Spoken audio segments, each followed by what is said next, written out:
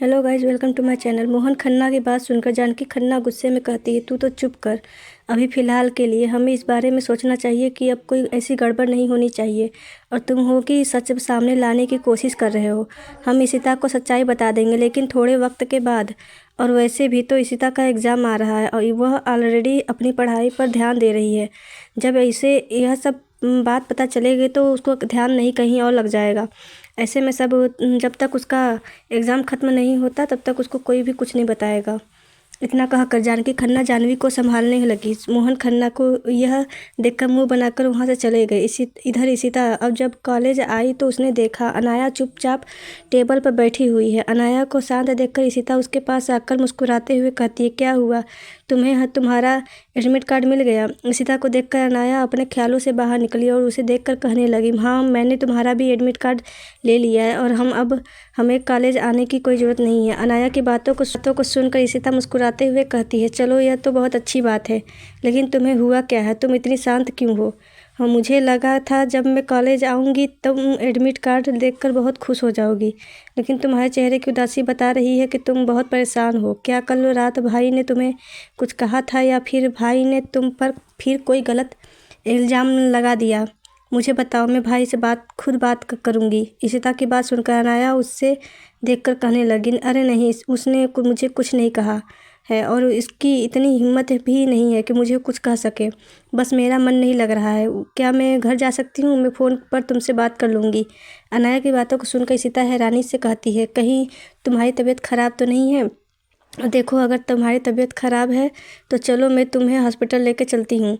तुम ऐसे शांत रहती हो तो मुझे बहुत अजीब लगता है। इशिता को इतना सवाल करते हुए देखकर अनाया बहुत ज़्यादा फ्रस्ट्रेट हो रही थी, जिस वजह से वो गुस्से में चिल्लाते हुए कहती है, अरे यार, मैंने कहा ना, मैं बिल्कुल ठीक हूँ, मुझे घर जाना है। तुम यहाँ से घर चली जाओ, मैं तुमसे बाद में मुलाकात करूँगी। इतना कहकर अनाया ने इशिता को उसका एडमिट कार्ड दिया और गुस्से में वहाँ से चली गई। अनाया को इस तरह से गुस्से में जाते हुए देखकर इशिता हैरान थी। आज ज़िंदगी में पहली बार था जब अनाया उस पर गुस्सा कर रही थी। वहीं अनाया जिस गाड़ी से आई थी उसी गाड़ी में बैठा बॉडीगार्ड यह सब देख चुका था। वह भी यह देखकर हैरान था कि सुबह से ही अनाया का मूड इतना ख़राब क्यों है। अनाया गाड़ी में बैठी तो बॉडीगार्ड ने एक नज़र इशिता को देखा और फिर चुपचाप गाड़ी लेकर वहाँ से निकल गया। इशिता वहाँ खड़ी होकर अनाया को जाते हुए देख रही थी। उसकी आंखों में हल्के से आंसू आ गए, पर उसने खुद को संभाला और फिर वहाँ से जाने लगी। पर तभी राघव ने इशिता को रोका। उसने अनाया और इशिता को लड़ते हुए देख लिया था। हालांकि वह दूर था, इसलिए उसे पता नहीं था कि उन दोनों के बीच में हो क्या रहा था। पर जब अनाया इशिता पर चिल्ला रही थी, उसने यह देख लिया था और उसे भी बहुत अजीब लगा।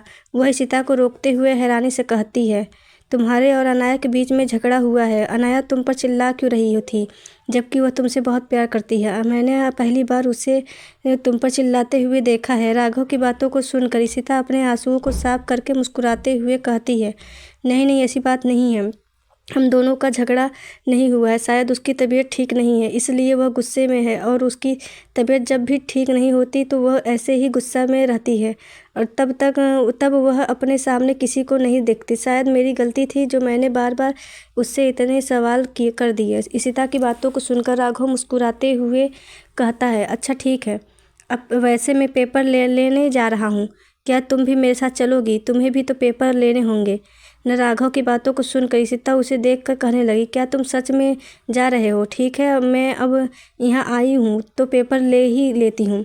और वैसे भी अनाया तो घर चली गई तो उसके लिए मैं खरीद लूँगी। इतना कहते ही कहते के बाद इशिता राघव के साथ वहाँ से चली गई। इधर दूसरी तरफ मयंक जब गाड़ी से बाहर निकला तो उसने देखा कबीर पहले से ही वहाँ खड़े होकर बॉडीगार्ड से बात कर रहा था। कबीर के चेहरे पर गुस्सा देखकर मयंक तुरंत उसके पास आ गया। कबीर ने मयंक को देखा तो वह बॉडीगार्ड की तरह इशारा करते हुए कहता है, इन लोगों की लापरवाही की वजह से वह फिर से भाग चुका है और ऐसे में अब तक वह किसी को नहीं मिला है। कबीर की बातों को सुनकर मयंक हैरानी से कहता है, लेकिन वह एक ही दिन में 2 बार कैसे भाग सकता है, वो भी इतनी हाई सिक्योरिटी के बाद भी। इसका मतलब यही है ना कि इस अस्पताल में रहने वाले डॉक्टर लापरवाह हैं। वह लोग ध्यान नहीं दे रहे हैं। क्या उन्हें पता नहीं है कि पेशेंट को कैसे रखा जाता है? मयंक की बातों को सुनकर कबीर गुस्से में बॉडीगार्ड से कहता है, इस अस्पताल के सारे डॉक्टर को यहाँ से फायर करो और नए नए डॉक्टर को यहाँ पर लेकर आओ और जल्द से ही जल्द उसे ढूंढ कर यहाँ लेकर आना। जब तक वो यहाँ आ नहीं जाता तब तक इंतज़ार करूँगा, और अगर वह 24 घंटे में मेरी नज़रों के सामने नहीं आया तो तुम लोगों की खैर नहीं होगी। कबीर को गुस्से में देखकर सभी बॉडीगार्ड सर झुकाकर तुरंत वहाँ से चले गए। बॉडीगार्ड के जाते ही डॉक्टर भागते हुए कबीर के पास आ गए। कबीर को डॉक्टर पर बहुत ज़्यादा गुस्सा आ रहा था। तभी डॉक्टर कबीर को देखते हुए काफ़ी माफ़ी मांग कह रहे थे, मुझे माफ़ कर दीजिए मिस्टर खन्ना, हम सब मिलकर पूरी सिक्योरिटी के साथ उसकी देखरेख कर रहे थे। हमें नहीं पता वह अचानक से कैसे भाग गए। मेरा यकीन कीजिए, हमारी कोई गलती नहीं है। हमने तो पूरे कमरे को लॉक कर दिया था। डॉक्टर की बात सुनकर कबीर उन्हें देख रहा था। तभी मत कीजिए, हमें पहले उन्हें ढूंढना होगा, वरना न जाने वह इस हालत में कहाँ चली जाए। आप काम कीजिए, आप यहाँ रहकर और भी पता करने की कोशिश कीजिए, तब तक मैं बॉडीगार्ड लेकर उन्हें ढूंढने जाता हूँ। इतना कहकर मयंक वहाँ से चला गया। मयंक के जाते ही डॉक्टर कबीर को देखने लगे तो वही कबीर गुस्से में डॉक्टर को देखकर कहता है, वह अगर नहीं मिला ना तो तुम लोगों की खैर नहीं होगी। तुम लोगों की नौकरी अब मैं छीन कर रहूँगा।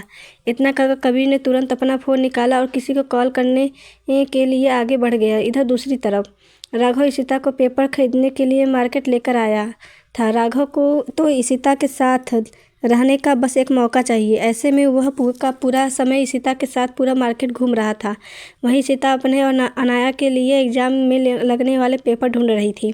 जब इशिता ने पेपर उसे नहीं मिल रही है तो वह राघव को देखते हुए कहती है, अगर पेपर नहीं मिलेगा तो मैं असाइनमेंट कैसे कंप्लीट हुए कहता है, फिक्र मत करो, मैं एक बुक स्टोर और जानता हूँ जहाँ पर हमारे कॉलेज के असाइनमेंट कभी ख़त्म नहीं होंगे। मैं तुम्हें वहाँ लेकर चलता हूँ। राघव की बात सुनकर इशिता कंफ्यूज होकर कहती है, लेकिन तुमने यह बात पहले क्यों नहीं बताई? मैं फालतू इतना परेशान हो रही थी। पर तुम मुझे यह बताओ कि क्या वह यहाँ से बहुत दूर है? क्या हमें इसके लिए ऑटो लेना होगा?